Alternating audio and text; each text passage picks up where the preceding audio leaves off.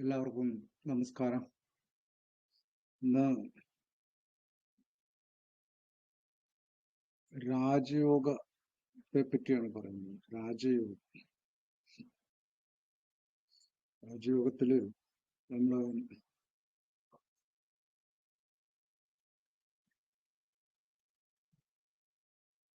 മണ്ഡലത്തിന് മുകളിലായി ശിരസിൽ 1000 താമര ഇതളുകളുള്ള സഹസ്രാരപത്മം സ്ഥിതി ചെയ്യും. ബ്രഹ്മാണ്ഡം എന്നു പേരുള്ള ഈ ദേഹത്തിന് പുറത്ത് ശിരസിന് തൊട്ടു മുകളിലായി ഈ പത്മം സ്ഥിതി ചെയ്യുന്നു. ഇവിടെ ധ്യാനിക്കുന്നത് മുക്തിപ്രദായകമാകുന്നു. കൈലാസം എന്നു പേരുള്ള ഇവിടെ മഹേശ്വരനായ ശിവൻ ഇരിക്കുന്നു.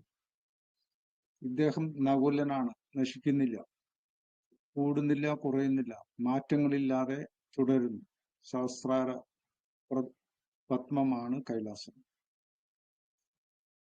ഏറ്റവും രഹസ്യമായി ഈ സഹസ്രാര ചക്രത്തെ അറിയുന്നത് കൊണ്ട് മാത്രം തന്നെ യോഗി തുറന്നുള്ള പുനർജന്മങ്ങളിൽ നിന്നും മുക്തനാകും.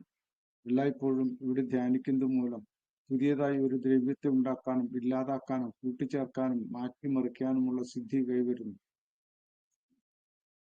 മനസ്സ് ഇവിടെ സ്ഥിരമാക്കി വെക്കുക. കൈലാസം എന്ന പേരുള്ള ഈ കൊടുമുടിയിൽ ഒരു ഹംസം നിവസിക്കുന്നു. ഈ സഹസ്രാര ചക്രത്തിൽ ഹംസജപം നടത്തുക. ഇങ്ങനെയുള്ള യോഗി എല്ലാ വ്യാധികളെയും അപകടങ്ങളെയും അതിജീവിച്ച് മരണത്തിൽ നിന്നും മുക്തനായി അനേക കാലം ചിരായുസ്സായി ജീവിക്കുന്നു. ഹംസം ജീവാത്മാവും പരമാത്മാവും ഒന്നായിത്തീരുന്ന അവസ്ഥ സജീവൻ, ഹം ആത്മാവ്. തന്ത്രഭാഷയിൽ സോഹം എന്ന് പറയും. ഹംസമന്ത്ര ജപം. സഹസ്രാര പത്മത്തിൽ ഹംസമന്ത്രം ജപിക്കണം. ശ്വാസം എടുക്കുമ്പോഴും വിടുമ്പോഴും സോഹം, ഹംസോ എന്നിങ്ങനെ ധ്യാനിക്കുക. ഓരോ ശ്വാസത്തിലും ഉച്ഛ്വാസത്തിലും ചെയ്യണം. നിരന്തരം ഒട്ടും വിടാതെ ചെയ്യുക. ഇത് ധാരണയ്ക്ക് ഏറ്റവും ഉയർന്ന പരിശീലനമാണ്. സമാധി. കുലൻ എന്നു പേരായ പരമേശ്വരനിൽ ചിത്തവൃത്തികൾ ലയിച്ചാൽ യോഗി സമാധി തുല്യമായ നിശ്ചലതയെ പ്രാപിക്കുന്നു. നിരന്തരമായി മനസ്സിനെ കൈലാസത്തിലെ ഹംസത്തിൽ കേന്ദ്രീകരിച്ചാൽ യോഗി എല്ലാം മറന്ന് പരമേശ്വരനിൽ ലയിക്കുന്നു, സമാധിയിലേക്ക് പ്രവേശിക്കുന്നു. സർവ മനോവ്യാപാരങ്ങളിൽ നിന്നും ലോകചിന്തയിൽ നിന്നും മുക്തനായി നിശ്ചലനായി തീർന്ന് അനേക സമയം സമാധിയിൽ ലയിക്കുന്നു. ഇടപെടാതെ കൈലാസത്തിൽ സഹസ്രാര പത്മത്തിൽ ധ്യാനിക്കുന്നവൻ സർവ്വ ലോകാനുഭവങ്ങളും മറക്കുന്നു. ഇതോടെ അത്ഭുതകരമായ നിരവധി കഴിവുകൾ യോഗിക്ക് വന്നു ചേരും. ഇതേ വിധം അമൃത് ഭുജിക്കുവാൻ യോഗിക്ക് നിരന്തരം കഴിഞ്ഞാൽ മൃത്യുവിനെ ജയിക്കാൻ കഴിയും. ആഗ്രഹിക്കുമ്പോൾ മാത്രമേ മരണം വരികയുള്ളൂ. ആ സഹസ്രാര പത്മത്തിലെ കുലൻ എന്ന മഹേശ്വരനെ ജീവിക്കും. ഇവിടെ കുല എന്നു പേരുള്ള കുണ്ടലിനിയുടെ ശക്തി ലയിക്കുന്നു. അപ്പോൾ നാനാവിധമായ സൃഷ്ടികൾ പരമാത്മാവിൽ ലയിക്കുന്നു. രാജയോഗം. അമൃത ഭോജനത്തിന് കഴിയുന്നവന് മനസ്സിന്റെ ചലനം നിയന്ത്രിക്കാനാവുന്ന, അതിനാൽ എല്ലാ പരിശ്രമങ്ങളും നടത്തി യോഗി വളരെ അധ്വാനിച്ചായാലും ഈ അറിവ് നേടേണ്ടതാകും.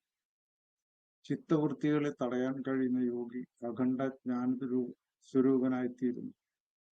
അറിവിന് യാതൊരു തടസ്സവുമില്ലാതെ പറഞ്ഞു കൊടുക്കുവാൻ കഴിയുന്നു.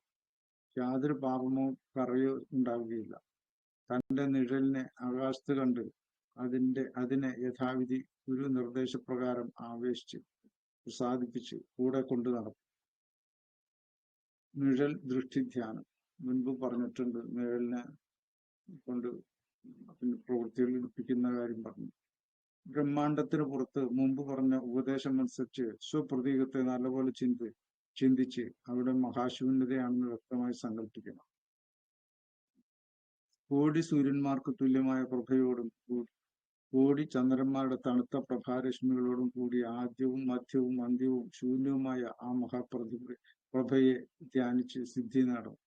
ആലസ്യമില്ലാതെ ദിവസവും ഇതിൽ തന്നെ ധ്യാനിക്കുക. എന്നാൽ ഒരു വത്സരം കൊണ്ട് തന്നെ സകല സിദ്ധിയും ഉണ്ടാകും.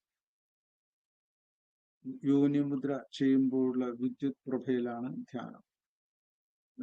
കണ്ണും മൂക്കും വായും പിന്നെ മൂലബന്ധവും ചെയ്ത് ഇരിക്കണം. യോനിമുദ്ര എന്ന് പറഞ്ഞ യോഗയിൽ ഒരു ക്ഷണാർത്ഥമെങ്കിലും ഈ ധ്യാനം ചെയ്യുന്ന യോഗി എല്ലാ ലോകങ്ങളിലും അംഗീകാരമുള്ള മഹാനായി തീരും, വലിയ ഭക്തനുമായി തീരും. അദ്ദേഹത്തിന്റെ സർവ്വവിധ പാപങ്ങളും ആ നിമിഷം തന്നെ നശിച്ച് മോക്ഷപ്രദനായി തീരും. ഇങ്ങനെ ധ്യാനം ചെയ്യുന്നവൻ ഈ നശ്വരമായ ജീവിതത്തിലേക്ക് മടങ്ങി വരാൻ തയ്യാറാവുകയില്ല. അതിനാൽ സ്വാധിഷ്ഠാന ചക്രം വഴി ഈ ധ്യാനത്തിൽ വളരെ ശ്രമിച്ചും മുഴുകണം. സ്വാധീന സ്ഥാനം എന്ന് വെച്ചാൽ നട്ടലിന്റെ ഏറ്റവും താഴെയുള്ള സ്ഥാനം. ധ്യാനത്തിന്റെ മാഹാത്മ്യം. ഇതുമൂലമുള്ള മാഹാത്മ്യം എനിക്ക് പോലും പറഞ്ഞറിയിക്കാൻ കഴിവുള്ളതല്ല. അത് അഭ്യസിക്കുന്നതിന് മാത്രമേ അറിയാനാവൂ. അയാളെ എനിക്ക് ബഹുമാനിക്കേണ്ടി വരും. എന്നുവെച്ചാൽ അവൻ ബഹുമാനിതനായി തീരുന്നു എന്നർത്ഥം. ധ്യാനം കൊണ്ട് മാത്രമേ വിചിത്രമായ ദർശനങ്ങളെ കുറിച്ച് അറിയാൻ കഴിയും. സാധകന് അണിമാതി ഗുണങ്ങൾ ഉണ്ടാകുന്നതിൽ സംശയമില്ല. രാജയോഗം. സർവതന്ത്രങ്ങളിലും അതിരഹസ്യമെന്ന് പറഞ്ഞിട്ടുള്ള രാജയോഗത്തെ കുറിച്ചാണ് ഞാൻ പറഞ്ഞത്. ഇനി രാജയോഗത്തെ കുറിച്ച് പറയാം. സുന്ദരമായ ആശ്രമത്തിൽ സ്വസ്തികാസനത്തിലിരുന്ന് ഗുരുവിനെ വിധിപ്രകാരം പൂജിച്ച് ശ്രദ്ധയോടെ വേണം ഈ ധ്യാനം ആചരിക്കാൻ. വേദാന്ത യുക്തികളെ കൊണ്ട് ജീവൻ മറ്റൊന്നിലും ആലംബമില്ലാത്തതാണെന്ന് അറിഞ്ഞ് അതനുസരിച്ച് മനസ്സിനെ മറ്റൊന്നിലും ആലംബമില്ലാത്ത നിവൃത്തി അതിൽ ധ്യാനിക്കുന്നു. ഈ ധ്യാനം കൊണ്ട് മഹാസിദ്ധി ലഭിക്കും. കാര്യത്തിൽ സംശയമാണ്. മനസ്സിൽ യാതൊരു ചിന്തയുമില്ലാതെ ഇരുത്തുക. ഇങ്ങനെ മനസ്സിന്റെ പൂർണ്ണരൂപം സ്വയം അനുഭവിക്കുക. ഇത് നിത്യവും അഭ്യസിക്കുന്ന യോഗി എല്ലാ വികാരങ്ങളിൽ നിന്നും മുക്തനായിത്തീരുന്നു. ഈ യോഗി ഞാൻ എന്ന ഒരു വാക്കും മിണ്ടുകയില്ല. അയാൾ ബന്ധങ്ങളെക്കുറിച്ചും മോക്ഷത്തെക്കുറിച്ചും ചിന്തിക്കില്ല. എല്ലാം ഏകമയമായി കാണും. ഈ ധ്യാനം ചെയ്യുന്നയാൾ തീർച്ചയായും നിത്യമുക്തനാകും. ജീവാത്മാവിനെയും പരമാത്മാവിനെയും അയാൾ താൻ തന്നെയാണെന്ന് കരുതും. അയാൾ ഞാൻ നീ എന്ന ദ്വൈതചിന്ത വിടിഞ്ഞ് എല്ലാം അഖണ്ഡമാണെന്ന് വിശ്വസിക്കുന്നു. അധ്യാരോപ അപവാദങ്ങൾ കൊണ്ട് എല്ലാത്തിനെയും അദ്വൈതത്തിൽ ലയിച്ചതായി അറിയുന്നു. സർവസംഘ വർജിതനായ യോഗി ആ ബീജത്തെ ആശ്രയിക്കണം.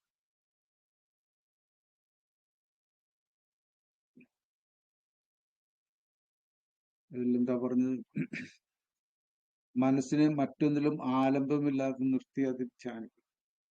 ശൂന്യതയിൽ ധ്യാനിക്കാനുള്ള കഴിവുണ്ട്. ബ്രഹ്മാകുലന്മാർ പരോക്ഷമില്ലാത്ത പ്രത്യക്ഷമായ ചിദാനന്ദത്തെ പൂർണ്ണമായി ഉപേക്ഷിക്കുമ്പോൾ മൂഢന്മാർ പരോക്ഷത്തെ പരോക്ഷമായി ഭ്രമിക്കുന്നു. ഈ ചരാചര പ്രപഞ്ചത്തെ പരോക്ഷമെന്ന് കരുതുകയും ബ്രഹ്മത്തെ അപരോക്ഷമെന്ന് കരുതി ഉപേക്ഷിക്കുകയും ചെയ്യുന്നയാൾ സംസാര സാഗരത്തിൽ മുഴുകുന്നു. അപരോക്ഷാനുഭൂതിയിൽ നിന്നുള്ള ചിദാനന്ദം പൂർണ്ണമാകും. അപരോക്ഷം ത്യജിച്ചാൽ ബ്രഹ്മാകുലമായി തീരും. മനസ്സ് പരോക്ഷത്തെ പ്രാണനെ അപരോക്ഷമാണെന്ന് കുണ്ടലിനി ശക്തി ആണെന്ന് കരുതി മൂഢൻ അതിൽ തെറ്റായി ഭ്രമിക്കുന്നു. ചരവും അചരവുമായ വിശ്വത്തെ ധ്യാനിക്കുന്ന യോഗി കാണാത്തതിനെ കാണുന്നു. കാണുന്നതിനെ പരബ്രഹ്മമായി ധരിച്ച് അതിൽ മുഴുകുന്നു. അപരോക്ഷാനുഭൂതി എന്ന് പറയും. സകല വിചാരത്തിലും പ്രത്യക്ഷമായ ആത്മാവിന് നേരിട്ടുള്ള അനുഭവം. ജ്ഞാനം നശിക്കുകയും ജ്ഞാനം ഉളവാകുകയും ചെയ്യും. ചെയ്യും വരെ യോഗി എപ്പോഴും നിസ്സംഗനായി അഭ്യാസം ചെയ്യണം. വിചക്ഷണനായ യോഗി സർവേന്ദ്രിയങ്ങളെയും വിഷയാഭിലാഷങ്ങളിൽ നിന്ന് പിന്തിരിപ്പിക്കണം. സംഘവർജിതനായി ഇന്ദ്രിയ വിഷയങ്ങളിൽ സുഷുപ്തിക്ക് തുല്യമായ അവസ്ഥയുണ്ടാകും. യോഗി എല്ലാവിധ ആഗ്രഹങ്ങളിൽ നിന്നും പിൻവലിഞ്ഞ് മനസ്സിനെ യാതൊരുവിധ കാരണങ്ങളെ കൊണ്ടും ചലിപ്പിക്കാതെ നിരന്തരം അഭ്യസിക്കണം. എല്ലാ ഇന്ദ്രിയങ്ങളെയും സംയമനം ചെയ്യണം. എല്ലാ വിഷയങ്ങളിൽ നിന്നും അതത് ഇന്ദ്രിയങ്ങളെ പിൻവലിപ്പിക്കണം. വിഷയങ്ങളിലുള്ള ആഗ്രഹങ്ങൾ സംയമനം ചെയ്യണം. പ്രശ്നങ്ങളുള്ളപ്പോൾ ആ വിഷയങ്ങളിൽ നിന്നും വൈകാരികമായി ഇടപെടാതെ ഉറങ്ങിക്കിടക്കുന്നത് പോലെ അകന്നു നിൽക്കണം. ബന്ധങ്ങൾ ഉള്ളപ്പോൾ തന്നെ അതിൽ നിന്നും ഒഴിഞ്ഞു മാറി നിൽക്കണം. അത്യധികമായ വൈകാരിക ബന്ധങ്ങൾ പാടില്ല. സംഭവങ്ങളെയും ബന്ധങ്ങളെയും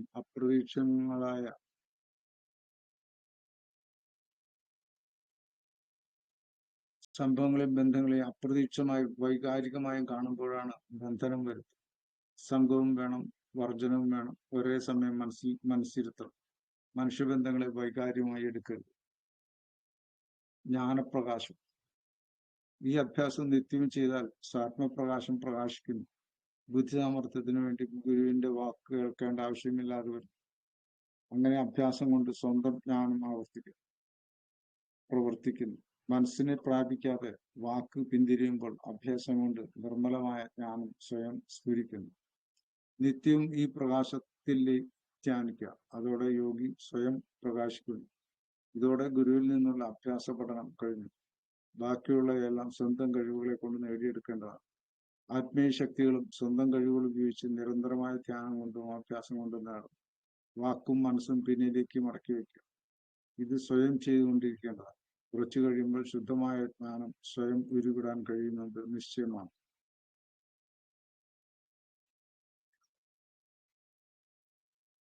എല്ലാവർക്കും നമസ്കാരം. അടുത്ത വീഡിയോ.